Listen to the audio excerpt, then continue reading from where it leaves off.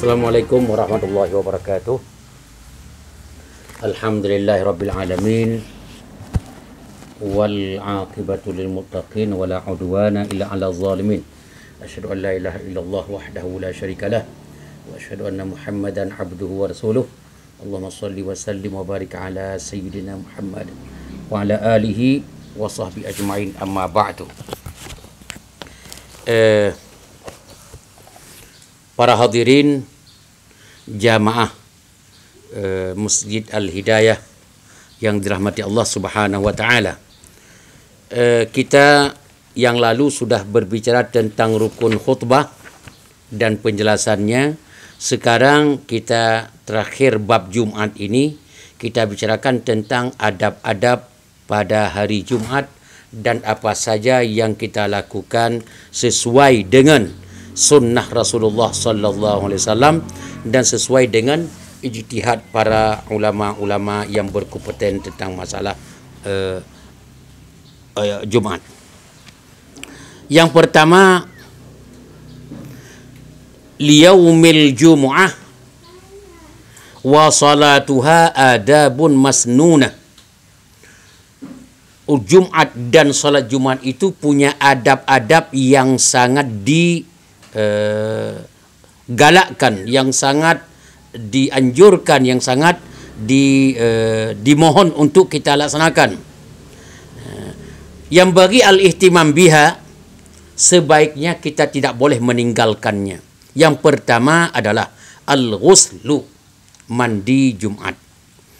Karena Imam Al-Bukhari meriwayatkan hadis dan Imam Muslim dari Rasulullah sallallahu alaihi wasallam, sabda Rasul, "Idza jaa ahadukum ilal jumu'ah falyaghtasil." Kalau kamu ingin menghadiri salat Jumat, jangan lupa kamu dan hendaklah kamu mandi. Itu hadis sahih. Kalau begitu, tidak sedikit ini persoalan seperti ini bukan orang di kampung. Kalau di kampung itu rata-rata bisa mandi orang yang, tapi persoalannya orang yang kerja kantor. Nah, ini kita hari Jumat dia dari rumah berangkat. Kalau di Jakarta sebelum subuh udah berangkat kantor. Sebelum subuh dia sudah berangkat kantornya. Kemudian kalau di kampung itu ya setelah salat subuh dia berangkat ke kantor. Jawabannya, di kantor dia salat Jumat. Di mana dia mandi? Di kantor nggak disiapkan tempat mandi. Oleh karena demikian, maka jawabannya adalah kepada orang-orang yang tidak mungkin mandi di kantor, usahakan mandi sebelum berangkat kantor dengan niat mandi Jumat langsung. Dengan niat mandi Jumat sebelum dia berangkat kantor. Jadi mandi pagi itu mandi Jumat. Ya, kemudian kalau dia berangkat sebelum subuh, jawabannya, boleh nggak mandi Jumat sebelum subuh? Sebenarnya yang dianggap mandi Jumat itu mulainya setelah salat subuh. Jawabannya, kalau tidak memungkinkan karena dia berangkat sebelum subuh, mandilah sebelum subuh dan niat mandi Jumat. Sah enggak secara ijtihad? Ya, bapak-bapak dan ibu-ibu sekalian yang dirahmati Allah. Untuk syarat pertama tadi atau untuk adab pertama tadi adalah mandi sebelum kita melaksanakan salat Jumat. Kemudian kalimat di atas itu kan seakan-akan Rasulullah bersabda, siapa yang mau ke Jumat falyaghtasil, maka hendaklah dia mandi. Seakan-akan kan wajib. Sebenarnya hukum mandi salat Jumat itu apa sih hukumnya? Secara fikih jawabannya ada hadis yang lain dari riwayat Imam Tirmizi ya rahimahullah yang lafaznya, man tawaddaa yaumal jumu'ah fabiha wa ni'mah wa man ightasala fal ghuslu afdal. Riwayat Imam Tirmizi, siapa yang berwudu pada hari Jumat sebelum sholat Jumat itu luar biasa bagusnya. Tapi kalau dia sempat mandi, mandi lebih baik kepadanya. Itu pertanda bahwa mandi Jumat bukan sebuah kewajiban, tapi adalah sebuah adab dan sunat. Kemudian yang kedua, adab Jumat yang kedua adalah tanziful jasad minal awsakh war rawaih al karihah wal adhan wat tatayyub. Kemudian yang kedua adalah usahakan badan kita tidak ada yang kotor, yang bau-baunya tidak ada bau yang tidak sedap dari badan kita. Makanya hari Jumat itu hari rapi. Makanya kalau kita orang berbau badan, pakailah alat yang tidak yang menghilangkan bau badan, menghilangkan bau mulut, menghilangkan bau semuanya. Usahakan, makanya dianjurkan pada hari Jumat adalah pakai wangi-wangian. Ya. Oleh karena demikian, ada yang nanya, Ustaz, saya buru-buru ini pulang dari kerja, masih keringat benaran dan bau badan masih bau. Tapi Jumat sudah mau salat, ini bagaimana ini? Saya tidak mandi, bagaimana? Bau lagi. Makanya tinggal gosok obat, tanda kutip obat ketek mungkin sekarang, taruh wangi-wangian sedikit, sudah menghilangkan badan. Dalam keadaan berkeringat pun, dalam kondisi tertentu masih tidak apa-apa dan tidak membuat salat Jumat itu batal, dan tetap wajib salat Jumat walaupun tidak sempat mandi. Untuk bau badan, kalau bisa langsung dihilangkan dengan deodoran atau dengan obat-obat yang lain atau dengan wangi-wangian. Kalaupun tidak, kalau dalam keadaan tertentu pun tidak apa-apa. Cuma orang di samping kita agak gelisah sedikit. Ya, gelisah pada hidung-hidungnya kemana-mana ini. Nah, jawabannya, Bapak dan Ibu, jelas? Ya, kemudian coba kita lihat bagaimana bimbingan Rasulullah sallallahu alaihi wasallam di dalam hadis yang diriwayatkan oleh Imam Bukhari dari sahabat Nabi Salman Al-Farisi radhiyallahu an. Nabi bersabda begini, la yaqtasir rajulun yaumal jumu'ah wa yatahhar masata' min tuhrin wa yudahin min duhnihi aw yamussu min taibin baitihi thumma yakhruju fala yufarriqu baina itsnaini thumma yusalli ma kutiba lah thumma yunsitu idza takallama al-imam illa ghufira lahu ma bainahu wa bainal jumu'ati al-ukhra.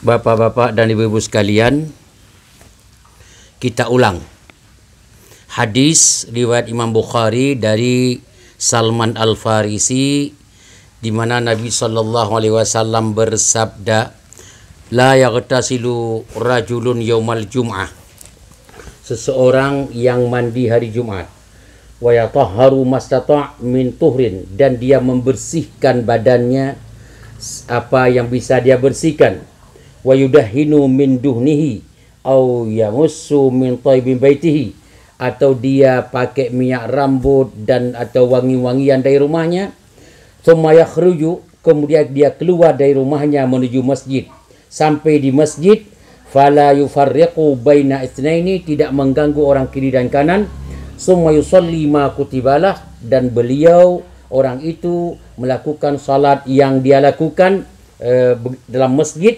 thumma yunsitu, kemudian dia diam idza takallama al-imam, di saat imam membaca khutbah. Kalau itu yang dia lakukan, ghufira lahu ma bainahu wa bainal jumu'atil ukhra, orang itu diampuni dosa oleh Allah seminggu ke depan. Luar biasa. Oleh karena demikian, mudah-mudahan kita bisa melakukannya adab-adab Jumat seperti yang kita bicarakan ini. Adab yang ketiga pada hari Jumat, lubsu ahsanis thiyabi, memakai pakaian yang paling bagus. Karena ada hadis riwayat Imam Ahmad bin Hambal dan imam-imam hadis yang lainnya, di mana kata salah yaumul Jum'ah, siapa yang mandi hari Jumat, kemudian dia pakai pakaian yang baik, yang bagus, kemudian dia pakai wangi-wangian, kemudian dia datang ke masjid, wa alaihi sakinah, dengan penuh khusyuk dan tawadhu dia dah masuk masjid. Kemudian walam yatakhatta ahadan walam yu'zi, dan dia masuk dalam saf, tidak mengganggu orang-orang yang sedang duduk dalam masjid. Kemudian dia salat apa yang dia salat, dan dia lakukan salat sunat umpamanya tahiyatul masjid. Kemudian dia tunggu, duduk, dia ikuti proses-proses Jumat hatta yang sarifal imam, kemudian dia sampai keluar dari masjid bersama keluarnya imam. Hadis itu menjelaskan ghufira lahu ma bainal jum'ataini, seminggu ke depan dosanya diampuni oleh Allah Subhanahu wa taala. Kalau begitu, hari Jumat usahakan pakaiannya yang bersih, bukan pakaian asal-asalan. Kemudian yang keempat, pada hari Jumat akhdhu zarfu wa tahdhibu sya'ri. Hari Jumat dianjurkan untuk motong kuku dan untuk merapikan rambut. Kalau istilah kita, pangkas rambut lah hari Jumat dan potong kuku. Ya. Karena hadis Rasulullah sallallahu alaihi wasallam yang disebutkan oleh Bazar di dalam musnadnya, di mana sallallahu alaihi wasallam yuqallimu adhafirah. Hari Jumat itu beliau memotong kuku, wa yaqussu syaribah, dan merapikan kumis. Yaqussu itu memotong kumis di hari Jumat. Itu Rasulullah lakukan seperti itu. Kemudian yang kelima, adab sopan santun Jumat lagi adalah at-tabkir. At-tabkir itu pergi ke masjid cepat-cepat. Jangan khatib sudah di atas mimbar, kita baru datang ke Jumat. At-tabkir, cepat-cepat pergi ke masjid. Jangan malas-malas. Karena apa? Keberkahan kita di saat pergi cepat ke masjid, keberkahan masjidnya, keberkahan lama iktikaf kita, keberkahan kita orang mendapat saf yang pertama, keberkahan kita datang sebelum khatib naik mimbar, keberkahan dan yang lainnya, itu yang membuat kita itu dari hari ke hari kita nge-save, kita kumpul amalan-amalan saleh. Mana tahu belum lama kita pun setelah itu akan meninggal dunia, paling tidak lewat salat Jumat, lewat cepat-cepat pergi Jumat, sudah banyak amalan saleh, dan amalan saleh itulah yang membahagiakan kita di akhirat nanti. Kemudian selanjutnya para jamaah yang dirahmati Allah, jelas. Yang keenam adalah salatu raka'ataini inda dukhul masjid. Biasakan masuk masjid ada salat 2 rakaat. Salat 2 rakaat itu apa? Salat tahiyatul masjid. Coba kita rujuk kepada hadis riwayat Imam Muslim an Jabir radhiyallahu anhu qala Rasulullah sallallahu alaihi wasallam idza jaa ahadukum yaumal jumu'ah. Kalau kamu masuk hari Jumat dan datang ke masjid, wal imamu yakhtub, dan imam sedang baca khutbah karena terlambat kamu datang, tidak boleh masuk masjid langsung duduk. Falyarka' raka'ataini, salat dulu 2 rakaat secara sederhana dan tidak panjang bacaannya dan tidak lama. Setelah itu baru duduk. Tidak boleh langsung masuk masjid karena khatib sudah baca khutbah, Anda langsung duduk, tidak boleh.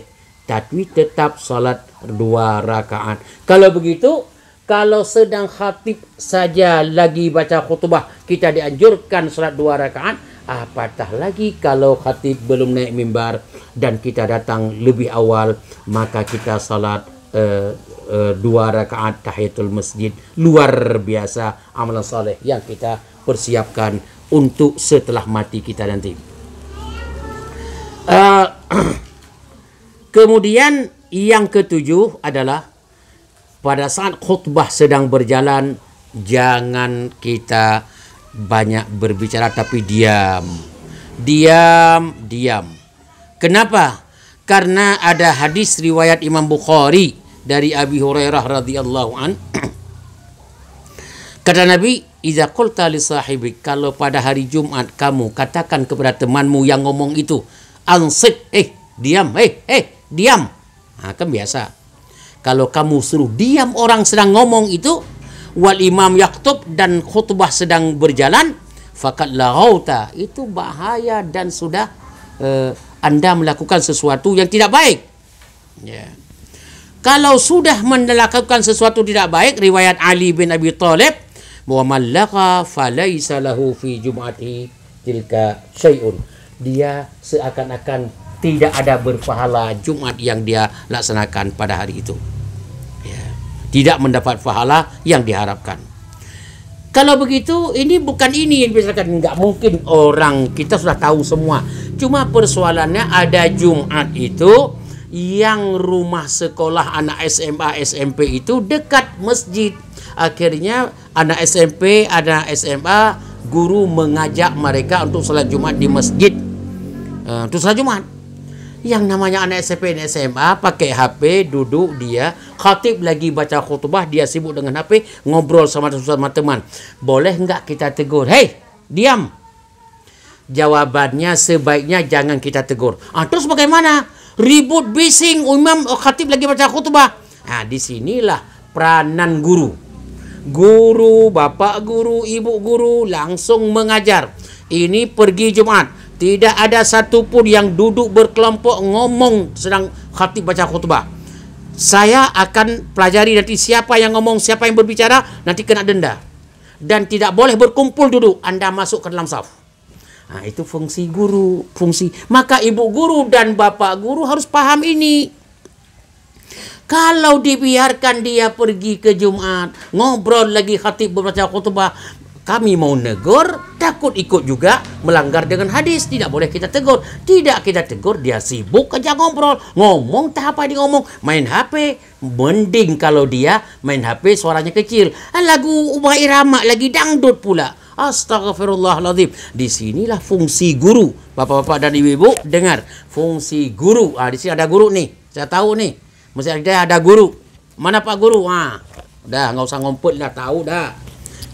Namanya Bapak, tolong anak-anak SMA-mu itu tolong ajarkan datang ke masjid dan diawasin dan dilihat dan dijaga mereka, jangan sampai ada yang ngomong, jangan sampai orang lain sempat mengeluarkan kata-kata diam. Supaya kenapa? Kalau sempat itu keluar kata-kata akan tidak berpahala orang-orang lain gara-gara anak didik kita yang berbicara sedang khatib membaca khutbah. Kemudian ini penting sekali ya. Kemudian selain itu pada hari Jumat kita banyak, ini bukan baca surat Al-Quran, surat Yasin.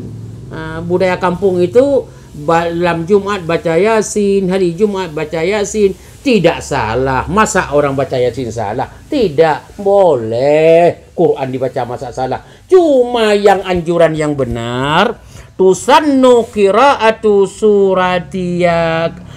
suratil kahfi fi yaumil jum'ah.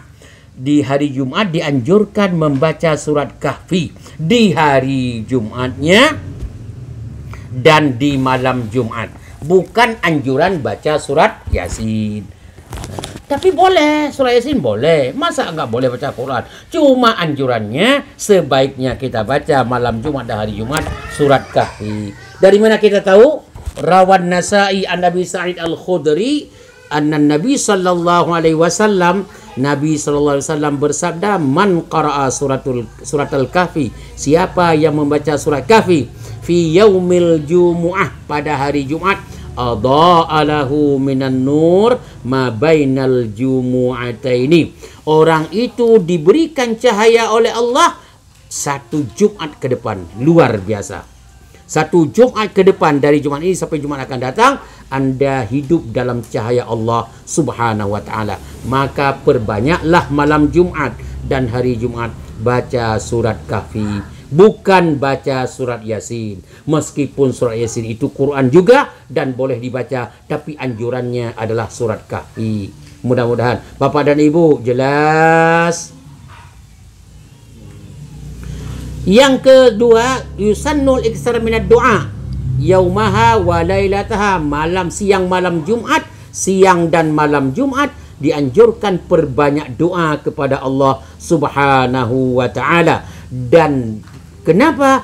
Karena di malam dan hari Jumat itu ada sebuah titik, satu saat yang makbul doa, di mana hadis Imam Bukhari dan Imam Muslim menyebutkan fiha sa'ah la yuwafiquha 'abdun muslimun wa qa'imun yusalli yas'alullaha ta'ala syai'an illa a'tahu iyyahu. Pada saat, ada satu saat di hari Jumat atau malam Jumat, ya, di hari Jumat, ya, hari Jumat ada satu saat yang kalau orang lagi salat, apapun dia lakukan, lagi memohon kepada Allah, akan diterima permohonannya dan doanya akan dikabulkan oleh Allah, doanya mustajab. Yang terakhir adalah dari adab-adab Jumat adalah yusannul iksar minas salah ala nabi. Malam Jumat dan hari Jumat dianjurkan untuk memperbanyak salawat kepada Rasulullah sallallahu alaihi wasallam. Hadisnya adalah hadis sahih, inna min afdali ayyamikum yaumal jum'ah, yang paling bagus hari itu hari Jumat. Fa'akthiru alayya minas salati fih, hari Jumat itu mari bapak saudara-saudara umatku untuk berbanyak selawat kepadaku.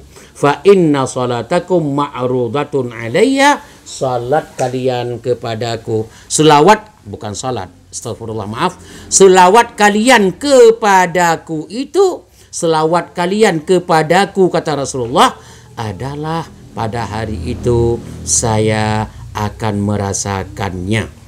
Rawahu Abu Daud dengan isnad yang sahih. Ini beberapa poin ya, singkat kita belajar tentang Jumat. InsyaAllah selesailah pada hari ini pertemuan kita terakhir tentang hari Jumat, tentang salat Jumat dan ada adab Jumat. InsyaAllah di lain kesempatan untuk jamaah masjid ini dan kepada siapapun yang mengikuti kajian ini, kita akan mempelajari beberapa poin setelahnya, yaitu tentang salat-salat yang dianjurkan dalam agama. Terima kasih, mudah-mudahan berkenan mendengarnya dan mengamalkannya. Subhanakallahumma wa bihamdika asyhadu an la ilaha illa anta astaghfiruka wa atubu ilaik. Wa sallallahu ala sayyidina Muhammad wa alihi washabbihi walhamdulillahirabbil alamin.